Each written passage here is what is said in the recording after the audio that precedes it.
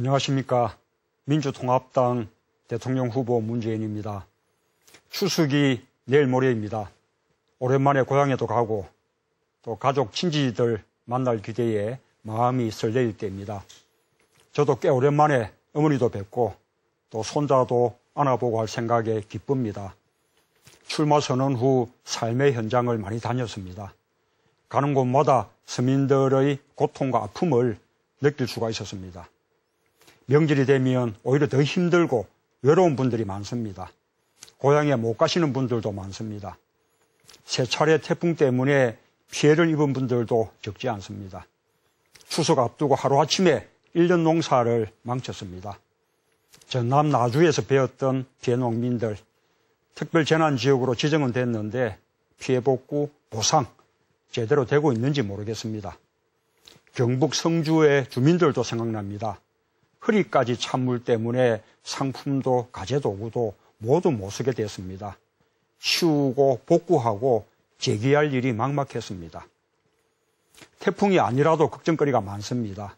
일자리, 보육과 교육 문제, 치안 불안, 주거 문제, 노후 불안, 걱정투성이입니다.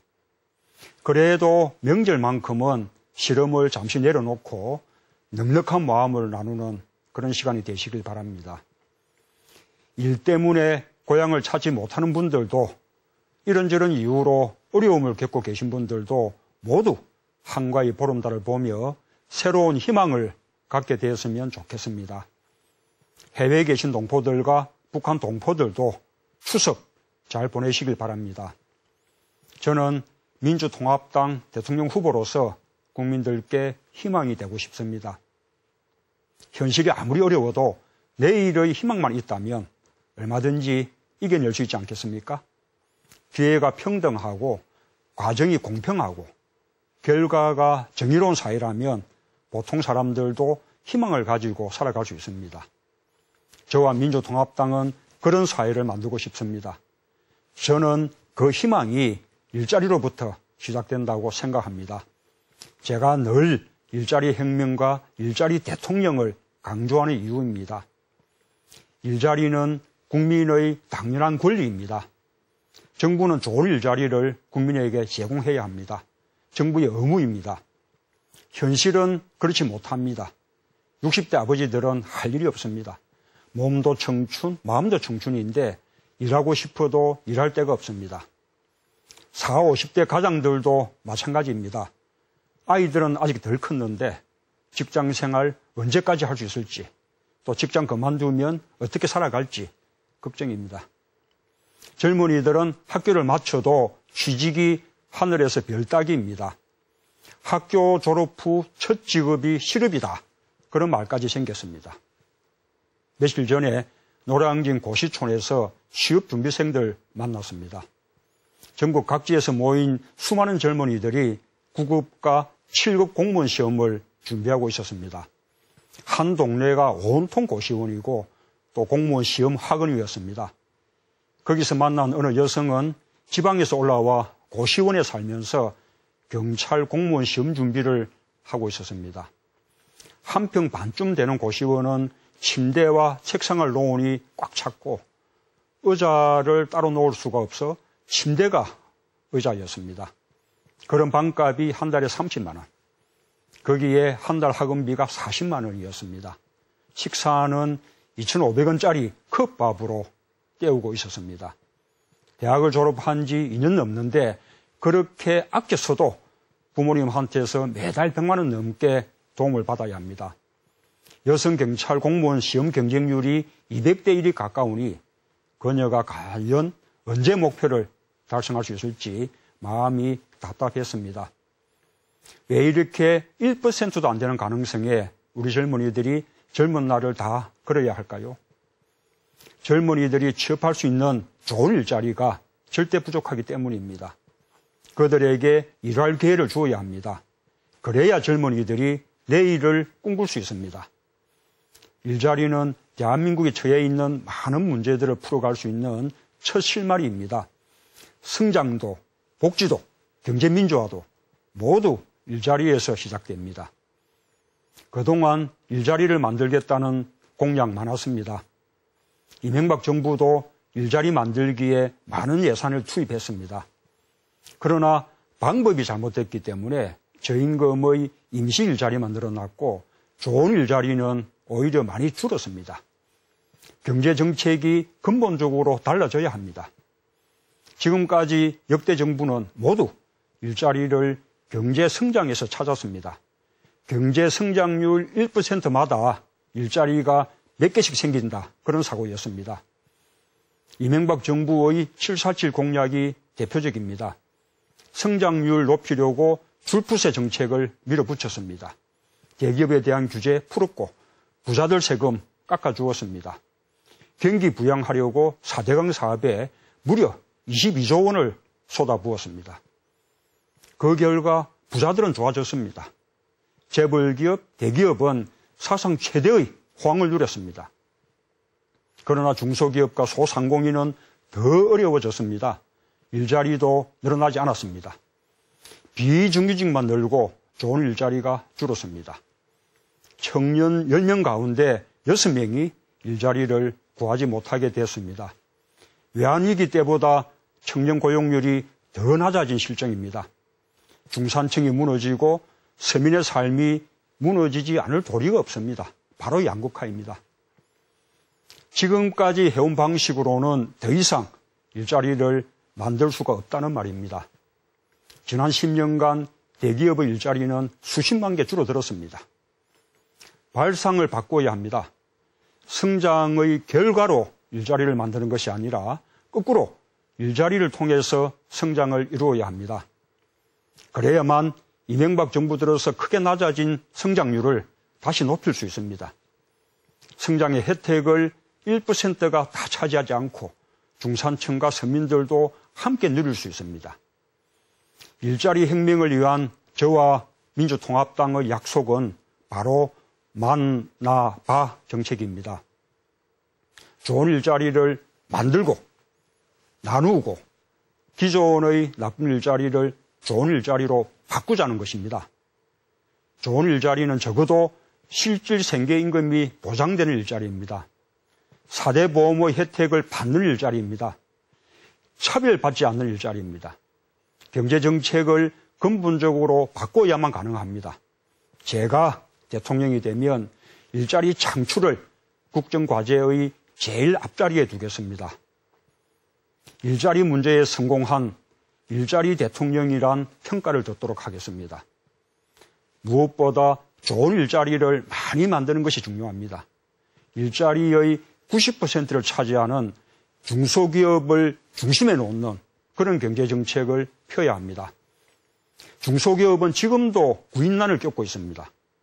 그러나 청년들은 실업을 견딜지언정 중소기업에 취업하려 하지 않습니다. 봉급이 적기 때문입니다. 중소기업이 봉급이 적고 처우가 열악한 이유가 무엇입니까? 중소기업 사장님들 봉급을 적게 주고 싶겠습니까? 재벌기업, 대기업과 중소기업 간의 거래가 불공정하기 때문입니다. 특히 재벌기업, 대기업의 단가 후려치기가 문제입니다.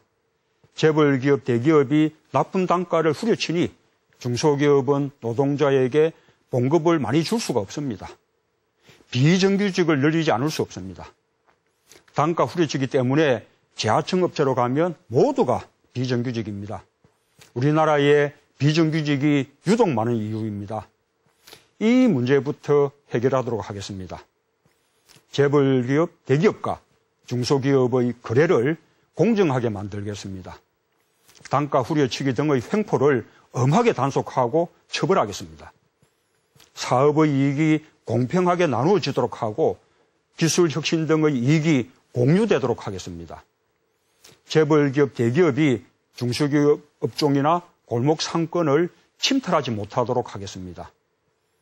공공부문 일자리도 늘려야 합니다. 우리나라는 공공서비스가 절대적으로 부족한 편입니다. 공무원 숫자가 OECD 국가들에 비해 턱없이 적습니다. 특히 현장에서 사회복지를 전담하는 그런 공무원 수가 다른 OECD 국가에 비해 30분의 1 수준입니다. 저와 민주통합당은 보육, 교육, 환경, 보건, 치안 등 사회 공공서비스 분야 일자리를 획기적으로 늘려나갈 계획입니다. 일자리도 늘어나고 국민의 복지도 늘어나는, 그리고 내수 경기도 살려서 경제 성장의 효과까지 거두는 이중 삼중의 효과가 생기게 됩니다. 공공서비스 일자리는 특히 여성들에게 기회를 더 많이 제공하게 될 것입니다. 또 군복무를 18개월로 단축하는 대신 유급지원병과 전문 화사관, 그리고 여군의 수를 늘려나가겠습니다. 사병급여도 2배 정도로 높이겠습니다. 적절한 시기에 큰 무리 없이 모병제로 전환할 수 있도록 직업 군인의 수를 늘려가겠습니다. 둘째, 좋은 일자리를 나누어야 합니다.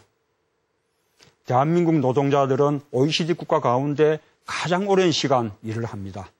주 40시간, 연장노동 12시간의 법정 노동시간만 준수해도 70만 개라는 일자리가 생긴다고 합니다.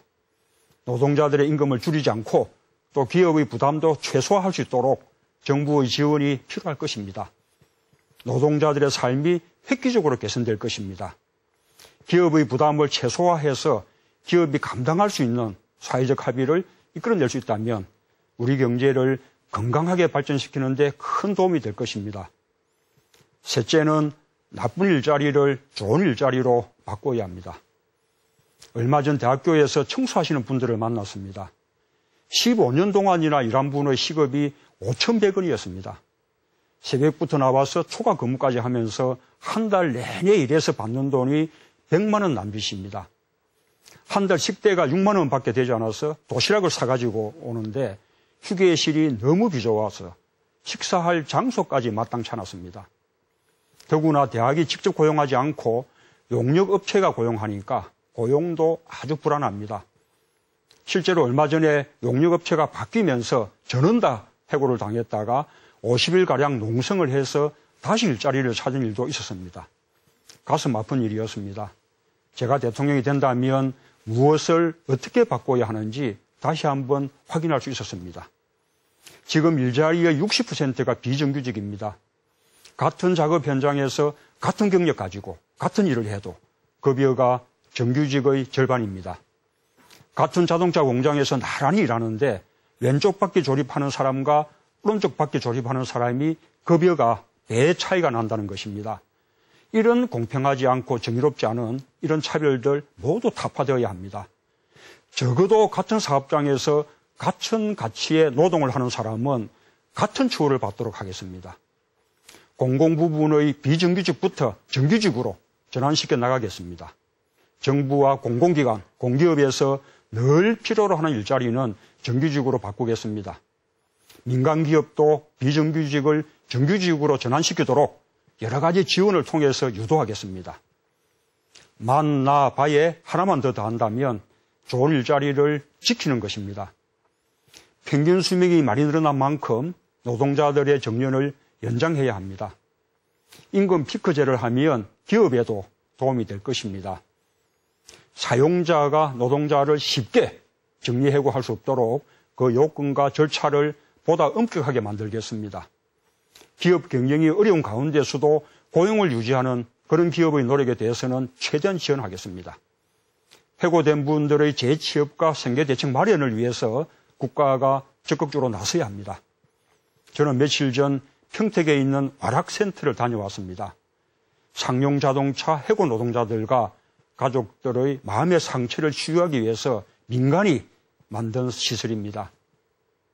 집단 해고를 당한 분과 가족들 가운데 22분이 이미 세상을 떠났습니다.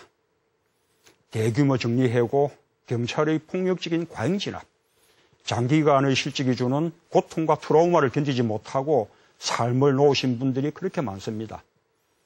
부모가 모두 세상을 떠나 아이만 남은 집도 있습니다. 눈물 없이 대화를 이어갈 수가 없었습니다. 기업은 회사가 어렵다며 노동자들을 내쳤고 국가는 그들을 돌아보지 않았습니다. 집단 해고와 정부의 외면, 비극적인 죽음과 무너진 가정이 그곳의 처참한 현실이었습니다. 그래도 우리 사회의 양심적인 분들과 자원봉사자들이 더 이상 안타까운 일을 막아보자며 힘을 모으고 계셨습니다. 존경하는 국민 여러분, 마지막으로 제가 아는 젊은 여성의 이야기를 소개해드립니다. 내일에 대한 꿈과 열정으로 누구보다도 열심히 살아온 사람입니다. 대학교 때 집안이 어려워져서 1,600만 원의 학자금 대출을 받아야만 했습니다. 졸업해서 취직하면 충분히 갚을 수 있다고 생각했습니다. 학교 성적도 아주 좋았고 토익 점수도 최상이었습니다. 자격증도 여러 개 땄습니다. 하지만 졸업 후 정규직 일자리를 구할 수가 없었습니다. 그래서 그는 우리 사회에 나오자마자 빚의 굴레에 빠지고 말았습니다. 빚을 갚기 위해서 그리고 생계를 위해서 안 해본 일이 없지만 늘 저임금 비정규직이었습니다. 야근을 밥 먹듯이 해도 겨우 100만 원 남짓이었습니다. 그렇게 6년을 악착같이 하고서야 간신히 빚에서 벗어났습니다. 그 사이에 나이가 30이 훌쩍 넘었습니다. 여전히 그는 비정규직 일자리를 전전하고 있습니다. 우리 사회가 그의 꿈과 희망을 앗아갔습니다. 그는 자신이 살아온 삶이 부끄럽지 않다고 말했습니다. 정작 자신을 아프고 슬프게 한 것은 지금도 비정규직을 전전하는 자신을 보고 너는 왜 더 열심히 살지 않느냐라는 말을 들었을 때였다고 합니다. 그 말을 하면서 그는 펑펑 울었습니다. 그 자리에 있던 다른 사람들도 함께 눈물을 흘렸습니다. 그의 이야기를 듣는 내내 정말 미안했습니다.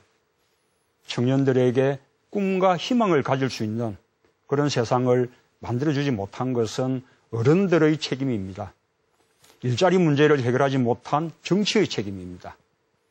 존경하는 국민 여러분, 국가는 무엇을 위해 존재합니까? 정치가 할 일이 무엇입니까? 낙오하고 뒤처진 사람들을 돌보지 않는 국가와 정치를 바꿔야 합니다. 일할 수 있고 일하고 싶은 사람은 누구나 일자리를 가질 수 있어야 합니다. 그냥 일자리가 아니라 좋은 일자리를 가질 수 있어야 합니다. 정권을 바꾸고 정치를 바꾸겠습니다. 그리고 세상을 바꾸겠습니다. 사람이 먼저인 정치, 사람이 먼저인 경제로 변화의 새 시대를 열어가겠습니다. 많은 국민들이 추석상에서 나라 얘기, 정치 얘기를 할 것입니다. 그 얘기의 끝은 희망이어야 합니다. 국민들이 희망을 찾아주셔야 합니다. 정치와 선거에 참여해서 함께 바꿔야 합니다. 낙오하고 뒤처진 사람들을 돌보는 정부, 약자를 보듬는 정치, 일하고 싶은 사람들에게 일할 수 있는 행복을 주는 국가를 함께 만들어내야 합니다. 저는 민주통합당 대통령 후보로서 그런 정부, 그런 정치, 그런 국가로 바뀌도록 제가 할 수 있는 최선을 다하겠습니다. 그리고 오늘 드린 약속 꼭 지키겠습니다. 늦은 밤까지 경청해 주셔서 감사합니다. 안녕히 계십시오. 감사합니다.